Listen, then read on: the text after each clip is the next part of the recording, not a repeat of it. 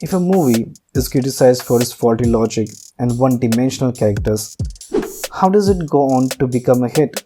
How did Luv Ranjan pull it off? In this video, I'll be dissecting director Luv Ranjan's filmography. Before we begin, I like to convey that this is not a review video, it's an analysis video, so perceive it in that manner. Let's see the first analysis. See, it is not uncommon for one-note characters to receive criticism for being too simplistic and uninteresting. Yet, if we take a closer look at successful movies like those directed by Luv Ranjan, we find a pattern of one-dimensional characters that manage to captivate the audience. The beauty of multi-layered characters lies in the fact that there is always something new to explore. From the moment the movie begins, your mind is engaged in trying to first understand what the movie is and where it is heading, and along with that, your mind is also engaged in trying to understand the characters and their motivations. With a multi-layered character, you don't know how such a character would react, what that character is thinking, and what that character would do. It's a constant engagement. On the other hand, we have these one-note characters. They can become predictable and lose their appeal once their traits have been established. If they are put in a particular situation, you know how they will react. If you look at Sonu, he's a possessive and a protective friend. T2 is just too naive, and Sweetie is a cunning woman. And that is all there is. They don't have any other hobby and not even any other emotion that's not related to this trait of theirs. And if you go a little back, you'll find a similar format in Pyar Ka Panchnama series. But this con of one-directional characters being simple is a con until you start speaking about the purpose of the movie. If the movie's whole purpose is to entertain and serve for audience to have a good time, then these movies don't necessarily need multi-layered characters. We all know that there is more than one component that makes up a movie. The script, there's dialogues, the background music, the actors, the visuals, and all the others. If all these other components are executed well, then even the one-note characters can contribute to a great viewing experience.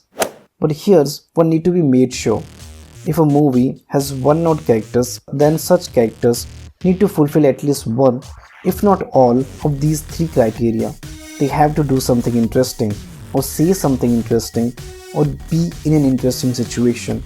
Kartik Aaryan's famous monologues, or Alok Nath's one-liners, or when the families get involved in the drama in Tu Jhoti Mein Makka to make up an interesting situation, they all serve to deliver the good time. And lesson number 2. In the world of cinema, timing is everything. And it seems like Luv Ranjan understands that pretty well.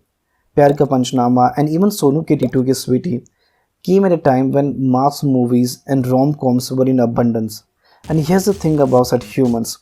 We get bored of what's in abundance. We always seek something rare.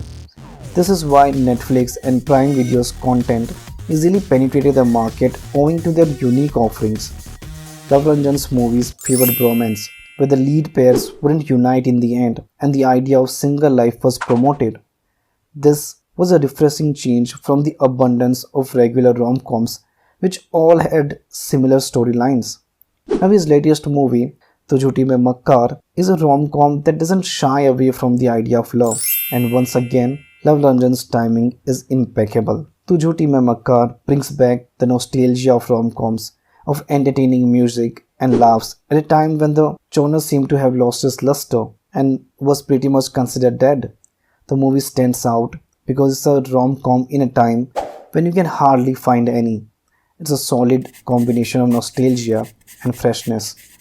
Of course, Luv Ranjan's filmography cannot be dissected without discussing the biggest criticism it receives, the portrayal of female characters in his movies. Now, female characters do not necessarily have to be portrayed as good and nice. They can even be serial killers.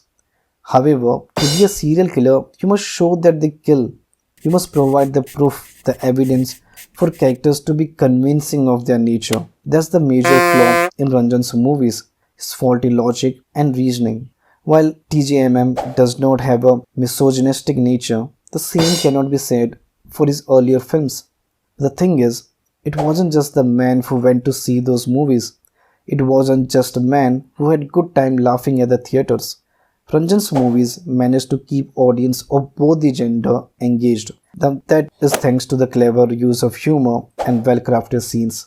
In his movies, you'll find that each scene is carefully designed to elicit a specific emotional response from the audience, be it laughter, sadness, or pity.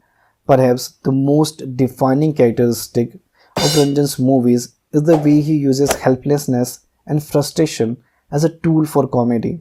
His characters are often at the mercy of their circumstances, struggling to navigate the complexities of modern life and relationships. Whether it's dealing with overbearing parents or trying to make sense of their own feelings, the leads of Ranjan's movies are perpetually caught in a state of confusion and helplessness, and yet it's precisely this vulnerability that makes them so endearing and relatable. And that probably made the audience overlook the flaws in his cinema. Though Tu Jhoti Mein Makka doesn't have that misogynistic vibe, it seems to have retained the other good traits of writing. Lastly, it's time to look at relatability, his most successful skill. We have to acknowledge that relatability doesn't just come because of our experiences, it also comes with the knowledge that we possess and the feelings or emotions we go through. Like you may not have been in a situation like Sonu, but that protective feeling of a friend is relatable. Now, it doesn't matter if your friend is in a toxic relationship or in a fight or getting scolded by his parents. You may not even have protected your friend, but you want to. In a fake scenario, you have already done that, and that desire is what is relatable. And when you combine this desire with a great background music, you have a recipe for a really good film. And all his movies have that factor strongly in them. And that is the idea I'd like to leave you with. And with that, it's time to wrap up the video. Until next time, take care.